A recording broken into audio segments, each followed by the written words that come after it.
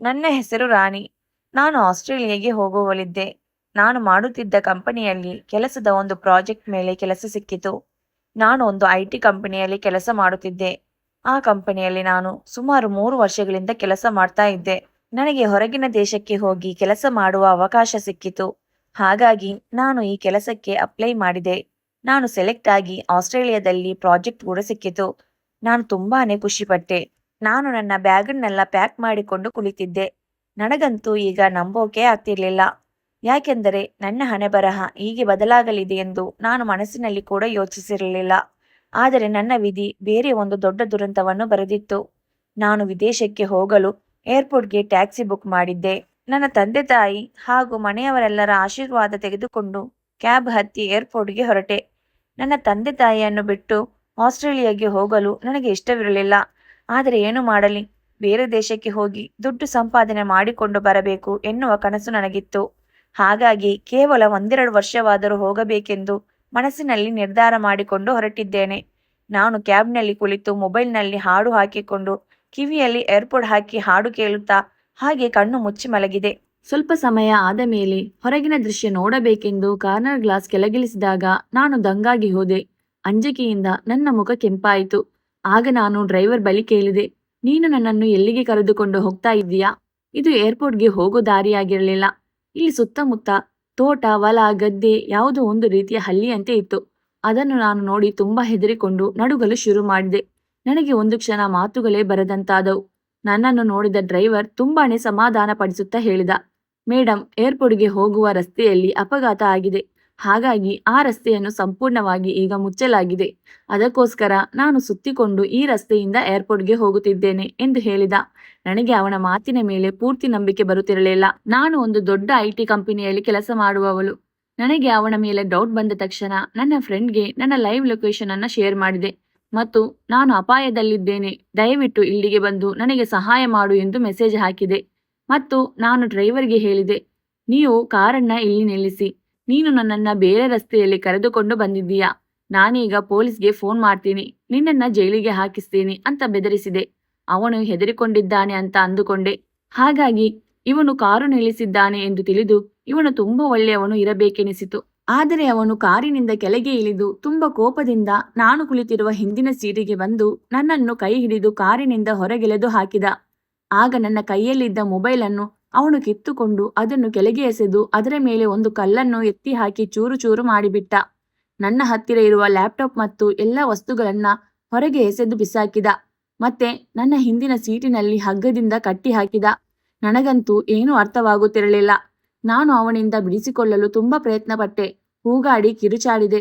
ಆದರೆ ನನ್ನಿಂದ ಆಗಲೇ ಇಲ್ಲ. ಅದೊಂದು ನಿರ್ಜನ ಪ್ರದೇಶದಂತಿತ್ತು. ನಾನು ಇದೆಲ್ಲವನ್ನು ನೋಡಿ ನಡುಗುತ್ತಿದ್ದೆ. ಈಗ ಕೇವಲ ನನ್ನ ಬಳಿ ನನ್ನ ಬಟ್ಟೆಯ ಬ್ಯಾಗ್ ಒಂದೇ ಉಳಿದಿತ್ತು. ನಾನು ಏನೆಂದುಕೊಂಡು ಮನೆಯಿಂದ ಹೊರಟೆ. ಆದರೆ ಇಲ್ಲಿ ಏನು ನಡೆಯುತ್ತಿದೆ ಎಂದು ನನಗೆ ಒಂದು ತಿಳಿಯದಂತಾಯಿತು. ನಂತರ ಆ ಡ್ರೈವರ್ ಮತ್ತೆ ಕಾರಿನಲ್ಲಿ ಕುಳಿತು ಕಾರ್ ಸ್ಟಾರ್ಟ್ ಮಾಡಿ ಹೊರಟೇ ಬಿಟ್ಟ. ಸ್ವಲ್ಪ ದೂರದ ಪ್ರಯಾಣದ ನಂತರ ಮತ್ತೆ ಕಾರ್ ನಿಲ್ಲಿಸಿದ. ಮುಂದೆ ಒಂದು ದೊಡ್ಡ ಕಾರ್ ಬರ್ತಾ ಇತ್ತು. ನಾನು ಅದನ್ನು ನೋಡಿ ತುಂಬಾ ಖುಷಿಪಟ್ಟೆ. ಅವರನ್ನು ಹೆಲ್ಪ್ ಕೇಳಬೇಕು ಅಂದುಕೊಂಡೆ. ಆ ಕಾರಿನಿಂದ 4 ಜನ ಗಂಡಸರು ಇಳಿದು ಹೊರಬಂದರು. ಅವರೆಲ್ಲರೂ ನಾನು ಕುಳಿತಿದ್ದ ಕಾರಿನ ಹತ್ತಿರ ಬಂದರು. ಅದನ್ನು ನೋಡಿ ನನ್ನ ಸ್ನೇಹಿತ ರಾಘವ್ ಇಲ್ಲಿಗೆ ನನ್ನನ್ನು ಕರೆದುಕೊಂಡು ಹೋಗಲು ಕಳಿಸಿರಬಹುದು. ನಾನು ಕಳಿಸಿದ್ದ ಲೊಕೇಶನ್ ಅವನು ಫಾಲೋ ಮಾಡಿದ್ದಾನೆ ಅಂದುಕೊಂಡೆ. ಆದರೆ ಆ 4ವರು ನಾನು ಕುಳಿತಿದ್ದ ಕಾರಿನ ಡಿಕ್ಕಿಯನ್ನು ತೆಗೆದು ಅದರಲ್ಲಿರುವ ನನ್ನ ಎಲ್ಲಾ ಸಾಮಾನುಗಳನ್ನು ಬಿಸಾಕಿ ಪೂರ್ತಿಯಾಗಿ ಚೆಕ್ ಮಾಡಿ ನನ್ನ ಬಟ್ಟೆಯ ಬ್ಯಾಗ್ ಒಂದನ್ನೇ ಅವರು ಬಂದಿದ್ದ ಕಾರಿನಲ್ಲಿ ಇಟ್ಟು ನನ್ನನ್ನ ಕೂಡ ಅದೇ ಕಾರಿನಲ್ಲಿ ಹಿಂದಿನ ಸೀಟಿಗೆ ಕಟ್ಟಿ ಹಾಕಿದರು. ಆಗ ಡ್ರೈವರ್ ತನ್ನ ವೇಷಭೂಷಣವನ್ನು ಬದಲಿಸಿ ಆ ದೊಡ್ಡ ಕಾರಿನಲ್ಲಿ ಬಂದು ಕುಳಿತುಕೊಂಡ. ನಾನಂತೂ ತುಂಬಾನೇ ದುಃಖದಲ್ಲಿ ಅಳುತ್ತಿದ್ದೆ. ನಾನು ನಿನಗೆ ಏನು ಮೋಸ ಮಾಡಿದ್ದೇನೆ? ನಿನಗೆ ನನ್ನಿಂದ ಆಗಿರುವ ತಪ್ಪಾದರೂ ಏನು? ಅಷ್ಟಕ್ಕೂ ನೀವೆಲ್ಲರೂ ಯಾರು? ನನ್ನ ಜೊತೆ ಏಕೆ ಹೀಗೆ ನಡೆದುಕೊಳ್ಳುತ್ತಿದ್ದೀರಾ ಎಂದು ಕೇಳಿದೆ. ಮತ್ತು ನೋಡು, ನಾನು ಕೆಲಸಕ್ಕೋಸ್ಕರ ಆಸ್ಟ್ರೇಲಿಯಾಗೆ ಹೋಗ್ತಾ ಇದ್ದೀನಿ. ನೀನು ಈ ರೀತಿ ನನ್ನನ್ನು ಕಿಡ್ನಾಪ್ ಮಾಡಿ ಇಲ್ಲಿಗೆ ಏಕೆ ಕರೆದುಕೊಂಡು ಬಂದಿದ್ದೀಯಾ ಎಂದು ಕೇಳಿದೆ. ದಯವಿಟ್ಟು ನನ್ನನ್ನು ಬಿಟ್ಟು ಬಿಡು. ನಾನು ಹೊರದೇಶದಲ್ಲಿ ಹೋಗಿ ಕೆಲಸ ಮಾಡುವುದು ನನ್ನ ಕನಸಾಗಿತ್ತು. ನನಗೆ ಫ್ಲೈಟ್ ಟೈಮ್ ಆಗ್ತಾ ಇದೆ ಅಂತ ತುಂಬಾನೇ ಅವನ ಬಳಿ ನನ್ನ ಕಷ್ಟವನ್ನು ಹೇಳಿಕೊಂಡು ನನ್ನನ್ನು ಬಿಟ್ಟು ಬಿಡು ಅಂತ ಕೇಳಿಕೊಂಡೆ. ನನ್ನಿಂದ ಏನಾದರೂ ತಪ್ಪು ಆಗಿದ್ದರೆ ದಯವಿಟ್ಟು ನನ್ನನ್ನು ಕ್ಷಮಿಸು. ಈಗ ನನ್ನ ಬಿಟ್ಟು ಬಿಡು ಎಂದು ಅವನ ಕಾಲಿಗೆ ಬೀಳಲು ಹೋದೆ. ಆದರೆ ಅವನು ನನ್ನ ಒಂದು ಮಾತನ್ನು ಕೂಡ ಕಿವಿಗೆ ಹಾಕಿಕೊಳ್ಳಲಿಲ್ಲ. ನನ್ನ ಯಾವುದೇ ಮಾತಿಗೂ ಅವನು ಉತ್ತರ ಕೊಡಲಿಲ್ಲ. ಕಾರನ್ನ ಓಡಿಸಿಕೊಂಡು ತುಂಬನೇ ದೂರ ನನ್ನನ್ನ ಕರೆದುಕೊಂಡು ಹೋದ ಮತ್ತು ಇದ್ದಕ್ಕಿದ್ದಂತೆ ಕಾರನ್ನ ನಿಲ್ಲಿಸಿದ. ಕಾರ್ ಎದುರುಗಡೆ ಒಂದು ದೊಡ್ಡ ಬಂಗಲೆ ಇತ್ತು. ಅದು ನೋಡೋದಕ್ಕೆ ಒಂದು ಫಾರ್ಮ್ ಹೌಸ್ ರೀತಿ ಇತ್ತು. ಸುತ್ತಮುತ್ತ ಬರೀ ಕಾಡು. ಹೊರಗಿನ ಮನುಷ್ಯರು ಅಲ್ಲಿ ಯಾರೂ ಇರಲಿಲ್ಲ. ಅವರು ನನ್ನ ಕೈಯನ್ನು ಹಿಡಿದುಕೊಂಡು ಜೋರಾಗಿ ಎಳೆದು ಆ ಫಾರ್ಮ್ ಹೌಸ್ ಕಡೆಗೆ ಕರೆದುಕೊಂಡು ಹೋದರು. ಅಲ್ಲಿಗೆ ಹೋದ ಮೇಲೆ ನನ್ನ ಕೈಯಲ್ಲಿ ಯಾವುದೋ ಒಂದು ಪೇಪರ್ಸ್ ಅನ್ನ ಕೊಟ್ಟ. ಆ ಪೇಪರ್ಗೆ ನೀನು ಸಹಿ ಹಾಕು ಅಂತ ಹೇಳಿದ. ನಾನು ಆ ಪೇಪರ್ಸ್ ಅನ್ನು ಓಪನ್ ಮಾಡಿ ನೋಡಿದಾಗ ಅದರಲ್ಲಿದ್ದ ವಿಷಯವನ್ನು ಕಂಡು ಬೆಚ್ಚಿಬಿದ್ದೆ. ನನಗೆ ಆ ಕ್ಷಣಕ್ಕೆ ಸಿಡಿಲು ಬಡಿದಂತಾಗಿತ್ತು. ಯಾಕೆಂದರೆ ಆ ಪೇಪರ್ಸ್ ಮಾಮೂಲಿ ಪೇಪರ್ ಆಗಿರಲಿಲ್ಲ, ಮ್ಯಾರೇಜ್ ರಿಜಿಸ್ಟರ್ ಪೇಪರ್ ಆಗಿದ್ದವು. ನನ್ನ ಕಣ್ಣಿಂದ ಕಣ್ಣೀರು ಸುರಿಯುತ್ತಿದ್ದವು. ಒಂದು ಕ್ಷಣ ಕಣ್ಣೆತ್ತಿ ಅವರ ಕಡೆ ನೋಡಿದಾಗ ಅವನು ತುಂಬಾನೇ ಹ್ಯಾಂಡ್ಸಮ್ ಆಗಿದ್ದ. ಅವರ ಮೈಕಟ್ಟು ತುಂಬಾನೇ ಸುಂದರವಾಗಿತ್ತು. ಅವನ ಕೊರಳಲ್ಲಿ ಬಂಗಾರದ ಚೈನ್ ಜೊತೆ ಒಂದು ಲಾಕೆಟ್ ಇತ್ತು. ಕೈಯಲ್ಲಿ ತುಂಬಾ ಕಾಸ್ಟ್ಲಿ ವಾಚ್ ಮತ್ತು ಬ್ರೇಸ್ಲೈಟ್ ಎಲ್ಲವನ್ನು ಧರಿಸಿದ್ದ. ನೋಡೋದಕ್ಕೆ ಇವನು ದೊಡ್ಡ ಶ್ರೀಮಂತರ ಮಗನಿರಬೇಕು ಅಂದುಕೊಂಡೆ ಮತ್ತು ನಾನು ಈ ಪೇಪರ್ಗೆ ಸಹಿ ಮಾಡುವುದಿಲ್ಲ ಎಂದು ಹೇಳಿದೆ. ಆದರೆ ಅವನು ನನಗೆ ಹೆದರಿಸಿ ಪೇಪರ್ ಮೇಲೆ ಸಹಿ ಹಾಕುವಂತೆ ಒತ್ತಾಯ ಮಾಡಿದರು. ನಾನಿದ್ದ ಪರಿಸ್ಥಿತಿಯಲ್ಲಿ ನನಗೆ ಬೇರೇನು ಮಾಡಲು ಆಗದೆ ಸಹಿ ಮಾಡಬೇಕಾಯಿತು. ನಂತರ ಅವನು ಹೇಳಿದನು, ಇನ್ನು ಮುಂದೆ ನೀನು ನನ್ನ ಹೆಂಡತಿ ಅಂತ ಹೇಳಿ ಕಾರಿನಲ್ಲಿ ಕೂರಿಸಿ ಸಿಟಿಗೆ ಕರೆದುಕೊಂಡು ಹೋದ. ಅಲ್ಲಿ ಒಂದು ದೊಡ್ಡ ಬಂಗಲೆ ಮುಂದೆ ಕಾರ್ ನಿಲ್ಲಿಸಿದ. ನನ್ನನ್ನು ಒಳಗಡೆ ಕರೆದುಕೊಂಡು ಹೋದ. ಆ ಬಂಗಲೆಯಲ್ಲಿ ತುಂಬಾನೇ ಕೆಲಸದವರು ಇದ್ದರು. ನನ್ನನ್ನು ಒಂದು ರೂಮಿಗೆ ಕಳುಹಿಸಿದ. ನಂತರ ಒಂದು ಹುಡುಗಿಗೆ ನನ್ನನ್ನ ಮದುಮಗಳಂತೆ ರೆಡಿ ಮಾಡಲು ಹೇಳಿದ. ಆ ಹುಡುಗಿ ನನಗೆ ಮದುವೆ ಹೆಣ್ಣಿನಂತೆ ತುಂಬಾ ಸುಂದರವಾಗಿ ಶೃಂಗಾರ ಮಾಡಿದಳು. ಆದರೆ ಯಾವುದೇ ಕಾರಣಕ್ಕೂ ನಾನು ಈ ಮದುವೆಗೆ ಒಪ್ಪಿಗೆ ನೀಡಿರಲಿಲ್ಲ. 2 ತಿಂಗಳ ಹಿಂದೆಯಷ್ಟೇ ನನಗೆ ಒಂದು ಶ್ರೀಮಂತ ಹುಡುಗನ ಸಂಬಂಧ ಬಂದಿತ್ತು. ನನ್ನ ಅಪ್ಪ ಅಮ್ಮ ಆ ಹುಡುಗನ ಜೊತೆ ನನ್ನ ಮದುವೆ ಮಾಡಲು ತುಂಬಾನೇ ಉತ್ಸಾಹಕರಾಗಿದ್ದರು. ಆದರೆ ನಾನು ಆ ಮದುವೆಗೆ ಒಪ್ಪಲಿಲ್ಲ.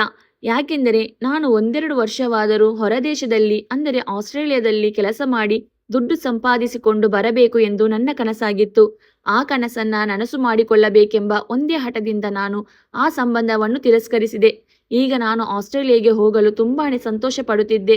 ಆದರೆ ದೇವರು ನನ್ನ ಜೊತೆ ಏಕೆ ಹೀಗೆ ಮಾಡುತ್ತಿದ್ದಾನೆ ಎಂದು ನನಗೆ ತಿಳಿದಿಲ್ಲ. ಈ ಹಿಂದೆ ನಾನು ಕಾರಿನಲ್ಲಿ ಕುಳಿತು ಮೆಸೇಜ್ ಮಾಡಿದ ನನ್ನ ಸ್ನೇಹಿತ ರಾಘವ್, ನಾವಿಬ್ಬರು ಒಂದೇ ಆಫೀಸ್ನಲ್ಲಿ ಕೆಲಸ ಮಾಡುತ್ತಿದ್ದೆವು. ಒಬ್ಬರಿಗೊಬ್ಬರು ಮನಸ್ಸಿನಲ್ಲಿ ಪ್ರೀತಿಸುತ್ತಿದ್ದೆವು. ಆದರೆ ನಾವಿಬ್ಬರು ಎಂದೂ ಕೂಡ ನಮ್ಮ ಪ್ರೀತಿಯನ್ನು ವ್ಯಕ್ತಪಡಿಸಿಕೊಂಡಿರಲಿಲ್ಲ. ರಾಘವ್ ಕೂಡ ನನಗೂ ಎಂದಿಗೂ ಪ್ರಪೋಸ್ ಮಾಡಲಿಲ್ಲ. ನಾನು ಕೂಡ ಮಾಡಿರಲಿಲ್ಲ. ಯಾಕೆಂದರೆ ಅವನಿಗೆ ನನ್ನ ಬಗ್ಗೆ ಮೊದಲಿನಿಂದಲೇ ನಾನು ಹೊರದೇಶಕ್ಕೆ ಹೋಗಿ ಕೆಲಸ ಮಾಡಬೇಕೆಂಬ ಆಸೆ ತುಂಬಾನೇ ಇತ್ತು. ಅದಕ್ಕೋಸ್ಕರ ಅವನು ಎಂದಿಗೂ ನನಗೆ ಏನೂ ಕೂಡ ಹೇಳಲಿಲ್ಲ. ಈಗಾಗಲೇ ರಾಘವ್ ನನ್ನ ಅಪ್ಪ ಅಮ್ಮನಿಗೆ ನಾನು ಮಾಡಿದ ಮೆಸೇಜ್ ಬಗ್ಗೆ ತಿಳಿಸಿರಬಹುದು. ನನ್ನ ತಂದೆ ತಾಯಿ ಯಾವ ಸ್ಥಿತಿಯಲ್ಲಿದ್ದಾರೋ ನನಗೆ ಏನು ಮಾಡಬೇಕೆಂದೇ ತೋಚಲಿಲ್ಲ. ರಾಘವ ನನಗೆ ಆಗಾಗ ಸುಮ್ಮನೆ ತಮಾಷೆಯಲ್ಲಿ ಹೇಳುತ್ತಿದ್ದ, ನನ್ನನ್ನ ಮದುವೆಯಾಗು ಅಂತ. ಆಗ ನಾನು ಕೂಡ ತಮಾಷೆಯಲ್ಲಿ ಹೇಳುತ್ತಿದ್ದೆ, ಆಸ್ಟ್ರೇಲಿಯಾಗೆ ಹೋಗಿ ಬಂದ ಮೇಲೆ ಯೋಚಿಸುತ್ತೇನೆ ಅಂತ. ಅವನು ಕೂಡ ನಗುತ್ತಾ, ಸರಿ ಆಯ್ತು, ನಾನು ನಿನಗೋಸ್ಕರ ಕಾಯುತ್ತೇನೆ ಎಂದು ಹೇಳುತ್ತಿದ್ದ. ಹಾಗಾದರೆ ಆಯ್ತು ಬಿಡು, ಇನ್ನು 2 ವರ್ಷ ನಾನು ಮದುವೆ ಆಗೋದಿಲ್ಲ, ನನಗೋಸ್ಕರ ಕಾಯ್ತಾ ಇರು ಅಂತ ಅವನ ಬಳಿ ಹೇಳಿಕೊಂಡು ನಗುತ್ತಾ ತಮಾಷೆ ಮಾಡುತ್ತಿದ್ದೆ. ನಾವಿಬ್ಬರು ತುಂಬಾ ಒಳ್ಳೆಯ ಸ್ನೇಹಿತರಾಗಿದ್ದೆವು. ಒಬ್ಬರಿಗೊಬ್ಬರು ತುಂಬಾ ತಮಾಷೆಯಿಂದ ಮಾತನಾಡಿಕೊಳ್ಳುತ್ತಿದ್ದೆವು. ರಾಘವ್ ತುಂಬನೇ ಒಳ್ಳೆಯ ಹುಡುಗನಾಗಿದ್ದ. ಅವನು ನನಗೆ ಎಲ್ಲದರಲ್ಲೂ ಸಹಾಯ ಮಾಡುತ್ತಿದ್ದ.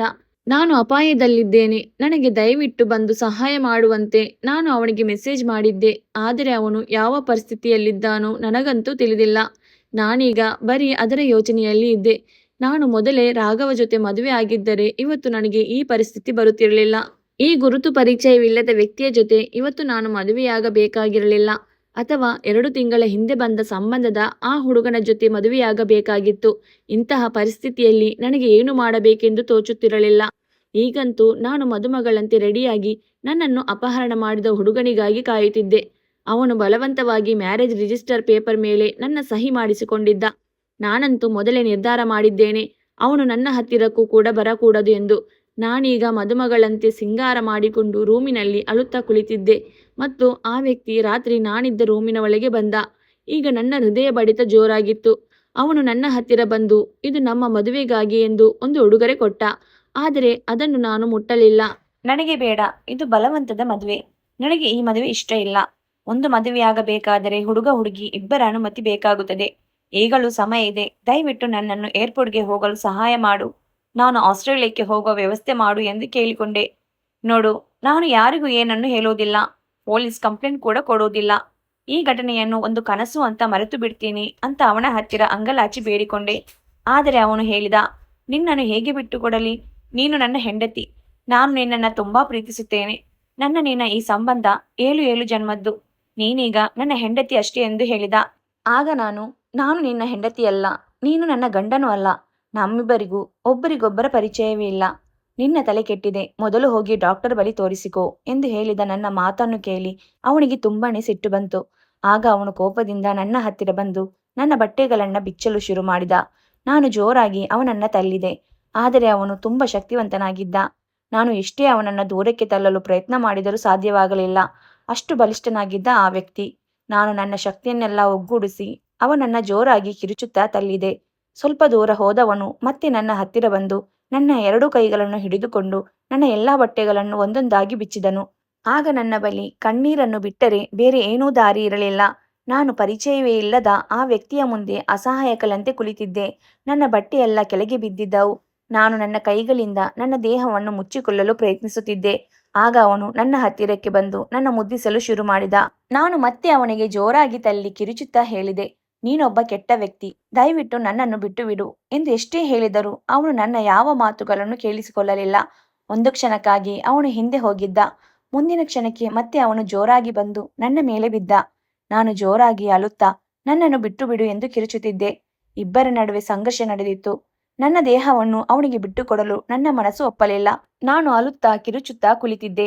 ಒಂದು ಕ್ಷಣ ಅವನು ನನ್ನನ್ನು ಬಿಟ್ಟು ಹಿಂದಕ್ಕೆ ಹೋಗಿ ಅಲ್ಲೇ ಪಕ್ಕದ ಟೇಬಲ್ ಮೇಲೆ ಇದ್ದ ಒಂದು ಹಗ್ಗವನ್ನು ತಂದು ನನ್ನ ಕೈಕಾಲುಗಳನ್ನು ಕಟ್ಟಿಬಿಟ್ಟ. ಈಗ ನಾನು ಅಲ್ಲಾಡಲು ಕೂಡ ಸಾಧ್ಯವಾಗುವುದಿಲ್ಲ ಎಂದು ಹೇಳಿ ನಗಲು ಪ್ರಾರಂಭಿಸಿದ. ಎಂಥ ಕಠೋರ ಮನುಷ್ಯತ್ವ ಇವನದ್ದು ಎಂದು ಯೋಚಿಸುತ್ತಿದ್ದೆ. ಆ ರೂಮಿನಲ್ಲಿ ಒಂದು ಚಿಕ್ಕ ಫ್ರಿಡ್ಜ್ ಕೂಡ ಇತ್ತು. ಅವನು ಅದರಲ್ಲಿದ್ದ ಕೋಲ್ಡ್ ನೀರನ್ನು ತಂದು ನನ್ನ ದೇಹದ ಮೇಲೆ ಸುರಿದ.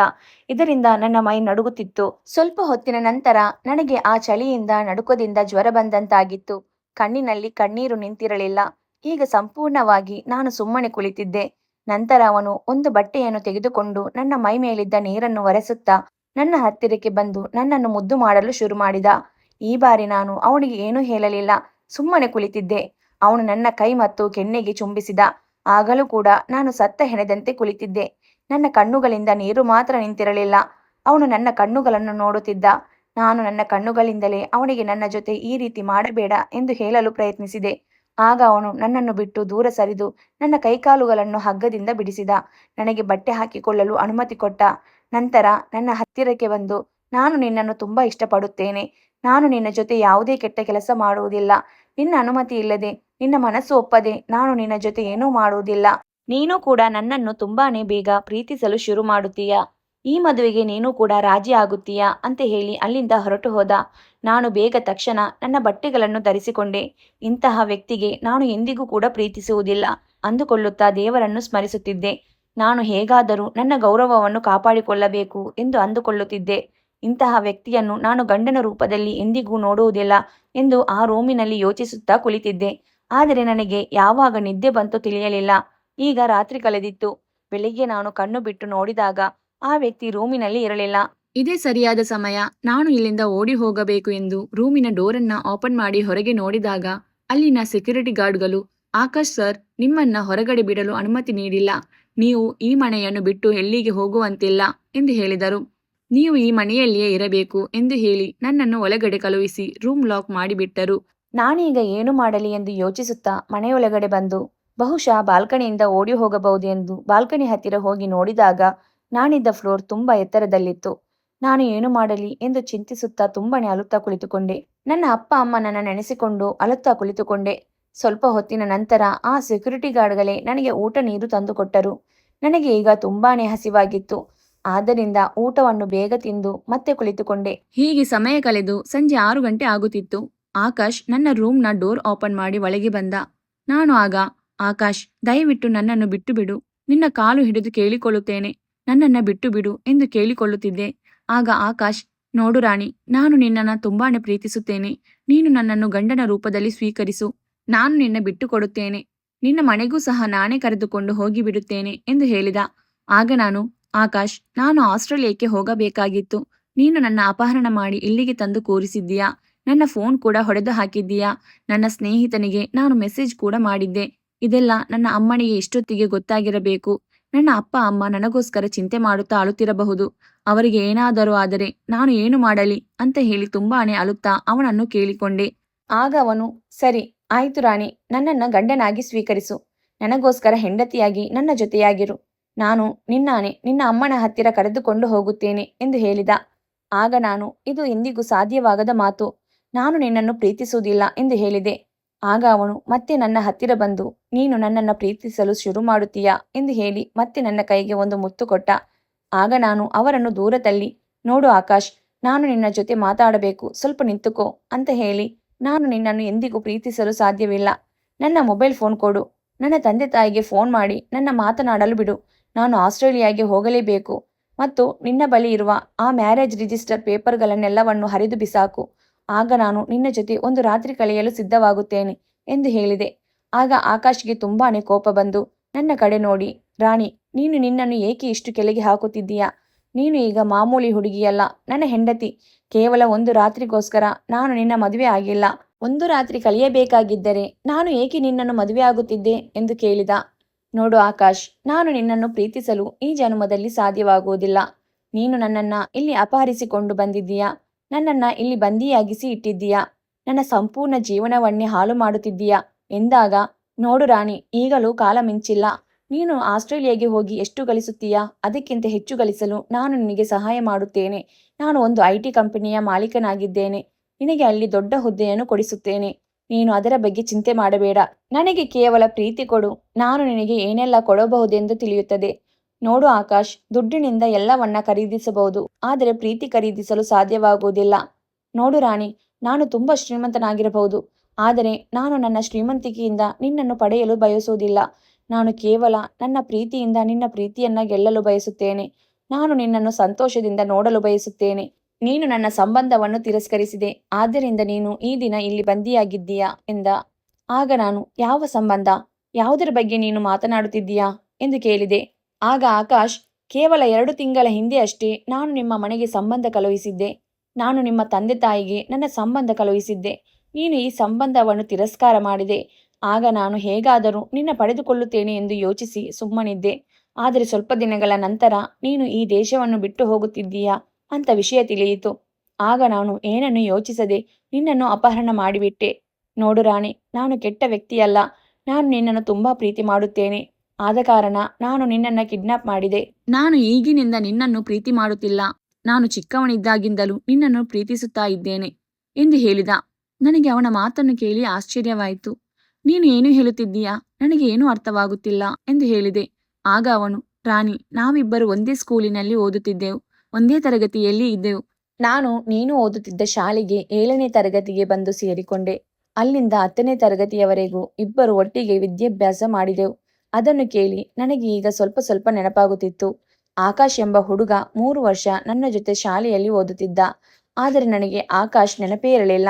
ಕೇವಲ ಒಂದು ಬಾರಿ ಮಾತ್ರ ನಾವಿಬ್ಬರು ಟೆನ್ನಿಸ್ ಟೀಮ್ನಲ್ಲಿ ಬೇರೆ ಸ್ಕೂಲಿಗೆ ಕಾಂಪಿಟೇಷನ್ನಲ್ಲಿ ಆಡಲು ಹೋಗಿದ್ದೆವು. ಅದು ಹುಡುಗ ಹುಡುಗಿ ಇಬ್ಬರ ಟೀಮ್ ಆಗಿತ್ತು. ಆಗ ಮಾತ್ರ ನಾನು ಆಕಾಶ್ ಹತ್ತಿರ ಕುಳಿತು ತಮಾಷೆಯಲ್ಲಿ ಮಾತನಾಡಿದ್ದೆ. ನನಗಂತೂ ಗೊತ್ತೇ ಇಲ್ಲ ಅವನು ನನ್ನನ್ನ ಇಷ್ಟಪಡುತ್ತಿದ್ದ ಎಂದು. ಇಷ್ಟು ವರ್ಷ ಕಳೆದು ಹೋಗಿದೆ, ಇವನಿಗೆ ನನ್ನ ಬಗ್ಗೆ ಹೇಗೆ ಗೊತ್ತಾಯಿತು ಎಂದು ನಾನು ಅದೇ ಯೋಚನೆಯಲ್ಲಿ ಮುಳುಗಿದ್ದೆ. ಆಗ ಅವನು, ರಾಣಿ, ನಾನು ಶಾಲೆಯಲ್ಲಿರುವಾಗಲೇ ನಿನ್ನನ್ನು ತುಂಬಾನೇ ಇಷ್ಟಪಡುತ್ತಿದ್ದೆ. ನಂತರ ನಾವಿಬ್ಬರು ಬೇರೆಯಾದೆವು. ಈಗ ನಾನು ಒಂದು IT ಕಂಪನಿಯ ಮಾಲೀಕನಾಗಿದ್ದೇನೆ. ನನ್ನ ಕಂಪನಿ ಇರುವ ಬಿಲ್ಡಿಂಗ್ನಲ್ಲಿ ನೀನು ಬೇರೊಂದು ಕಂಪನಿಯಲ್ಲಿ ಕೆಲಸ ಮಾಡಲು ಬರುತ್ತೀಯಾ? ನಾನು ನಿನ್ನನ್ನು ನೋಡಿದ ತಕ್ಷಣ ಗುರುತು ಹಿಡಿದೆ. ನಾನು ದಿನ ನಿನ್ನ ನೋಡುವಾಗಲೂ ಮದುವೆಯಾದರೆ ಕೇವಲ ನಿನ್ನನ್ನು ಮಾತ್ರ ಮದುವೆಯಾಗಬೇಕು ಎಂದು ಯೋಚಿಸಿದೆ. ನೀನು ಎಲ್ಲಿಗೆ ಹೋದರೂ ಕೂಡ ನಾನು ನಿನ್ನ ಹಿಂದೆಯೇ ಬರುತ್ತಿದ್ದೆ. ಆದರೆ ನೀನು ಎಂದಿಗೂ ಕೂಡ ನನ್ನನ್ನು ನೋಡಲೇ ಇಲ್ಲ. ನೀನು ಯಾವಾಗಲೂ ಬೇರೊಬ್ಬ ಹುಡುಗರ ಜೊತೆ ಇರುತ್ತಿದ್ದೆ. ಆ ಹುಡುಗ ರಾಘವ್ ಎಂಬ ಹುಡುಗನ ಜೊತೆ ನೀನು ಯಾವಾಗಲೂ ಇರುತ್ತಿರುವುದನ್ನು ನಾನು ನೋಡುತ್ತಿದ್ದೆ. ಆದರೆ ನಾನು ಅದ್ಯಾವುದನ್ನು ಹೆಚ್ಚು ತಲೆಗೆ ಹಾಕಿಕೊಳ್ಳಲಿಲ್ಲ. ಕೇವಲ ನಿನ್ನನ್ನು ಪಡೆಯಬೇಕೆಂಬ ಹಠ ಒಂದೇ ನನ್ನ ತಲೆಯಲ್ಲಿ ಇದ್ದದ್ದು ಎಂದು ಹೇಳಿದ. ಆಕಾಶ್, ನೀನು ತುಂಬಾ ತಪ್ಪು ಮಾಡುತ್ತಿದ್ದೀಯಾ. ಇದನ್ನು ಪ್ರೀತಿ ಅಂತ ಹೇಳೋದಿಲ್ಲ. ರಾಣಿ, ನೀನು ಏನೇ ಹೇಳಿದರೂ ನಾನು ಮಾತ್ರ ನಿನ್ನನ್ನು ತುಂಬಾ ಪ್ರೀತಿಸ್ತಾ ಇದ್ದೇನೆ. ಆ ಕಾರಣಕ್ಕಾಗಿ ನಾನು ಈ ಎಲ್ಲ ಕೆಲಸವನ್ನು ಮಾಡಿಬಿಟ್ಟೆ. ಸರಿ, ನೀನು ಈಗ ನನ್ನ ಜೊತೆ ಬಾ ಎಂದು ಹೇಳಿ ಅವನು ನನ್ನ ಸಾಮಾನುಗಳನ್ನು ತೆಗೆದುಕೊಂಡು ಒಂದು ಅಂಗಡಿಗೆ ನನ್ನ ಕರೆದುಕೊಂಡು ಹೋಗಿ ಹೊಸ ಮೊಬೈಲ್ ಮತ್ತು ಲ್ಯಾಪ್ಟಾಪ್ ಎಲ್ಲವನ್ನು ಕೊಡಿಸಿ, ನಡಿ, ನಾನು ನಿನ್ನನ್ನು ಮನೆಗೆ ಬಿಡುತ್ತೇನೆ ಎಂದು ಹೇಳಿದ. ಮತ್ತು ನಾನು ನಿನ್ನ ಜೊತೆ ಕಳೆದ ಈ 2 ದಿನವನ್ನ ಎಂದಿಗೂ ಮರೆಯುವುದಿಲ್ಲ ಅಂತ ಕಣ್ಣೀರು ಹಾಕಿದ. ನಂತರ ನನ್ನನ್ನು ಕರೆದುಕೊಂಡು ಹೋಗಿ ನನ್ನ ತಂದೆ ತಾಯಿ ಹತ್ತಿರ ಬಿಟ್ಟ. ನನ್ನ ತಂದೆ ತಾಯಿ ನನ್ನನ್ನು ನೋಡಿ ತಬ್ಬಿಕೊಂಡು ತುಂಬಾನೇ ಅಲೆತೊಡಗಿದರು. ಮಗಳೇ, ನೀನು ಯಾವ ಅಪಾಯದಲ್ಲಿದ್ದೆ? ನಿನಗೇನು ಆಗಿಲ್ಲವಲ್ಲ? ನಮಗಂತೂ ದೊಡ್ಡ ಚಿಂತೆ ಆಗಿತ್ತು. ನಾವು ಪೊಲೀಸ್ ಕಂಪ್ಲೇಂಟ್ ಕೂಡ ಮಾಡಿದ್ದೇವೆ. ಅವರು ಈ ಹುಡುಗನನ್ನ ಜೈಲಿಗೆ ಹಾಕುತ್ತಾರೆ ಎಂದು ಹೇಳಿದರು. ನನ್ನ ಅಪ್ಪ ಒಂದು ಕ್ಷಣ ಆಕಾಶ್ ಕಡೆ ನೋಡಿದಾಗ, ನೀನು ಆಕಾಶ್ ಅಲ್ಲವೇ? ನನ್ನ ಮಗಳಿಗೋಸ್ಕರ ನಿನ್ನ ಸಂಬಂಧ ಬಂದಿತ್ತು ಅಲ್ಲವೇ ಎಂದರು. ಇದನ್ನೆಲ್ಲ ಕೇಳಿದ ಆಕಾಶ್ ಅಲ್ಲಿಂದ ಹೊರಟು ಹೋದ. ನನ್ನ ಅಪ್ಪನಿಗೆ ನಡೆದ ಎಲ್ಲ ವಿಷಯದ ಬಗ್ಗೆ ಹೇಳಿದೆ. ಏನೇ ಆದರೂ ಆಕಾಶ್ ನನ್ನ ಗೌರವಕ್ಕೆ ಧಕ್ಕೆ ಬರದಂತೆ ನೋಡಿಕೊಂಡಿದ್ದ. ಹಾಗಾಗಿ ನಾನು ನನ್ನ ತಂದೆಗೆ ಹೇಳಿ ಪೊಲೀಸ್ ಕಂಪ್ಲೇಂಟ್ ಕೂಡ ವಾಪಸ್ ತೆಗೆದುಕೊಳ್ಳುವಂತೆ ಹೇಳಿದೆ. ನಂತರ ರಾಘವ್ ಕೂಡ ಮನೆಗೆ ಬಂದಿದ್ದ. ಆದರೆ ಅವನು ನಾನು ಕಳಿಸಿದ್ದ ಲೊಕೇಶನ್ ಬಗ್ಗೆ ತಲೆಕೆಡಿಸಿಕೊಂಡಿರಲಿಲ್ಲ. ಏನೂ ಗೊತ್ತಿಲ್ಲದಂತೆ ಅವನ ಪಾಡಿಗೆ ಅವನು ಇದ್ದ. ನಂತರ ನಾನು ವಾಪಸ್ ಮನೆಗೆ ಬಂದ ಮೇಲೆ ಅವನು ಈಗ ಬಂದಿದ್ದ. ಅವನು ನನ್ನ ಹತ್ತಿರಕ್ಕೆ ಬರಲು ಪ್ರಯತ್ನಿಸಿದ. ನಾನು ಅವನನ್ನು ದೂರ ತಳ್ಳಿದೆ. ನಂತರ ನಾನು ಆ ಕೆಲಸವನ್ನು ಕೂಡ ರಿಸೈನ್ ಮಾಡಿಬಿಟ್ಟೆ. ನನಗೆ ಏನಾಗುತ್ತಿತ್ತು ಎಂದು ಒಂದೂ ಅರ್ಥವಾಗುತ್ತಿರಲಿಲ್ಲ. ನಾನು ಬೆಳಿಗ್ಗೆಯಿಂದ ಸಾಯಂಕಾಲದವರೆಗೆ ಕೇವಲ ನನ್ನ ರೂಮನ್ನು ಲಾಕ್ ಮಾಡಿಕೊಂಡು ಕುಳಿತಿರುತ್ತಿದ್ದೆ. ಇದನ್ನು ನೋಡಿದ ಅಪ್ಪ ಅಮ್ಮ ಒಂದು ದಿನ ಆಕಾಶ್ಗೆ ಫೋನ್ ಮಾಡಿ ಕರೆಸಿದರು. ಆಕಾಶ್ ಮನೆಗೆ ಬಂದು ನನ್ನ ಜೊತೆ ಮಾತಾಡಿದ. ರಾಣಿ, ಇದೆಲ್ಲ ಆಗಿದ್ದು ನನ್ನಿಂದ. ನೀನೇಕೆ ಈ ರೀತಿಯಾಗಿ ಜೀವಿಸುತ್ತಿದ್ದೀಯಾ? ನಾನು ನಿನ್ನ ಬಳಿ ಕ್ಷಮೆ ಕೇಳುತ್ತೇನೆ ಎಂದು ಹೇಳುತ್ತಾ ಮತ್ತೆ ಕಣ್ಣೀರು ಹಾಕಿದ. ನನ್ನಿಂದ ನಿನ್ನ ಜೀವನ ಹಾಳಾಗಬಾರದು ಎಂದು ನೀನು ಸಹಿ ಮಾಡಿದ ಪೇಪರ್ಸ್ ಕೂಡ ಅರಿದು ಬಿಟ್ಟೆ. ನಾನಂದುಕೊಂಡಿದ್ದೆ ಬಲವಂತವಾಗಿ ನಿನ್ನ ಪ್ರೀತಿಯನ್ನು ಪಡೆಯಬಹುದು ಅಂತ. ಆದರೆ ಇಷ್ಟು ದಿನವಾದರೂ ನಿನ್ನಲ್ಲಿ ನನ್ನ ಮೇಲೆ ಪ್ರೀತಿ ಹುಟ್ಟಿಲ್ಲ ಅಂದ ಮೇಲೆ ಅದನ್ನೆಲ್ಲ ನಾನು ಇಟ್ಟುಕೊಂಡು ಏನು ಮಾಡಲಿ? ನಾನು ನಿನ್ನ ಜೊತೆ ನಡೆದುಕೊಂಡಿದ್ದ ಆ ವರ್ತನೆಗೆ ನನ್ನನ್ನು ಕ್ಷಮಿಸಿಬಿಡು. ರಾಣಿ, ನೀನು ದಯವಿಟ್ಟು ಯಾವುದಕ್ಕೂ ಚಿಂತಿಸಬೇಡ. ನಾನು ನಿನಗೆ ನನ್ನ ಕಂಪನಿಯಲ್ಲಿ ಕೆಲಸ ಕೊಡಿಸುತ್ತೇನೆ ಎಂದು ಹೇಳಿದ. ನಾನು ಕೂಡ ತುಂಬ ಯೋಚನೆ ಮಾಡಿ ಕೆಲಸಕ್ಕೆ ಹೋಗಲು ಒಪ್ಪಿಕೊಂಡೆ.